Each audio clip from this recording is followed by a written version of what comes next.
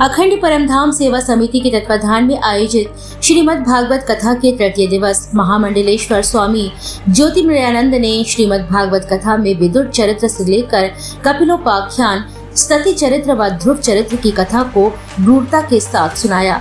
अपने ब्रह्मा जी की आज्ञा का पालन करने वाले महर्षि कर्दम की कथा सुनाते हुए कहा कि पिता की आज्ञा माना पुत्र का परम कर्तव्य होता है।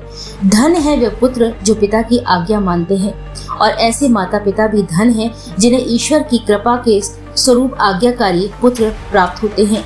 कथा का श्रवण कर श्रद्धालु भाव विभोर उठे।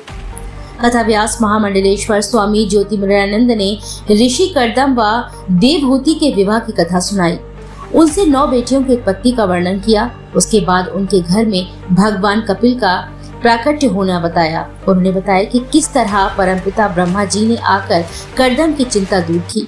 उन्होंने बताया कि अपने पिता की सेवा करना पुत्र का सबसे बड़ा कर्तव्य है। उन्होंने आज की मैकाले शिक्षा की चर्चा करते हुए कहा कि इसी शिक्षा ने हमारी संस्कृति को कमजोर किया है। बहुत कम माता पिता ऐसे हैं जिसके माता पिता की आज्ञा का पालन करते हैं। ये भी हमारे संस्कारों का परिणाम है। हम टीवी तो देखते रहे, पर मंदिर के लिए हमने कभी उन्हें प्रेरित नहीं किया। आज 75% गूगल पर गंदी तस्वीरों को खोजने का अध्ययन आया है। यदि ऐसा ही रहा तो पितृ पक्ष में पानी भी व्हाट्सएप पर मिलेगा। भजन संध्या भी रोज रोज मत करो। भागवत कथा में संकीर्तन का प्राविधान है।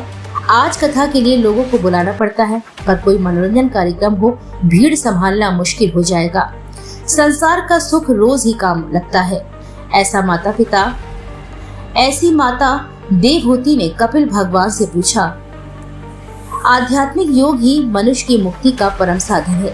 जिस सुख को मनुष्य सांसारिक साधनों में खोज रहे हैं वे वहाँ है ही नहीं। उन्होंने कहा कि यहाँ रिश्ते भी जरूरत के साथ बनते बिगड़ते रहते हैं। सुख भी परिवर्तनशील है, समय अनुसार बदलते रहते हैं। आशा का त्याग करोगे तो जीवन में सुख ही सुख है। आज वक्त नहीं है, पर वक्त निकालना चाहिए। यदि कथा सुनोगे तो एक दिन भगवान को स्वयं खोज लोगे। जब महात्मा भगवान को खोज कर मौत के पार जा सकता है, तो आप भी भगवान को खोज सकते हो। उन्होंने कहा कि ये दुनिया बड़ी दोरंगी है। उन्होंने मनु और सदरूपा के वंशावली का वर्णन भी किया। उन्होंने विदुर चरित्र से लेकर कपिलोपाख्यान, सती चरित्र व ध्रुव चरित्र की कथा को गूढ़ता के साथ सुनाया। उन्होंने दक्ष प्रजापति की पुत्री सती का भगवान शिव के साथ विवाह की कथा का भी रसास्वादन कराया। श्री स्वामी जी ने दक्ष के द्वारा भगवान शंकर का तिरस्कार व श्राप का वर्णन भी किया, लेकिन भगवान मुस्कुराते रहे। उन्होंने कहा कि सहनशीलता भगवान शंकर से सीखें। दक्ष प्रजापति की कथा से यह संदेश मिलता है कि ससुर को अपने दामाद का अपमान नहीं करना चाहिए, और सती की कथा अपने पति की आज्ञा का अनुसरण करना सिखाती है। इस अवसर पर आयोजन समिति के अध्यक्ष अनूप अग्रवाल, महामंत्री पुनीत अग्रवाल, श्रीमती ममता अग्रवाल, सुरेश गुप्ता, भरत भट्टा, डॉक्टर राजकुमार व्यास, श्रीमती उमा व्यास, आरती सोनी, मधु गुप्ता, माधुरी, ओम प्रकाश शर्मा, परीक्षित, राम नारायण शर्मा, इंदु अरोरा, अवधेश पाठक, अरुण अग्रवाल, विनोद भट्टा आदि उपस्थित रहे। जल के ऊपर लाकर स्थापित की, तब से हिरण्यकश्यप को अपने भाई की हत्या का कारण भगवान नारायण को मान गए।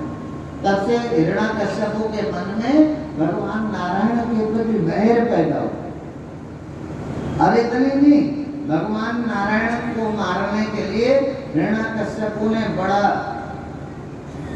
भारी तप किया। और जब वो घर से तप करने के लिए गया तो एक दिन तो नारायण का द्वेष इतना गहरा था उसके मन में कि जब वो तपस्या के लिए निकला तो मार्ग में जहाँ वो भगवान की तपस्या करने के लिए स्थान चुनता, वहाँ कोई ना कोई पक्षी आकर भगवान नारायण नारायण करके भगवान नारायण के नाम का उच्चारण करता, तो द्वेष से भरा हुआ हिरण्यकश्यप तपस्या में नहीं बैठा, लौटकर अपने राजभवन में वापस आया। यादवों ने कहा कि तुम तो तपस्या करने गए थे।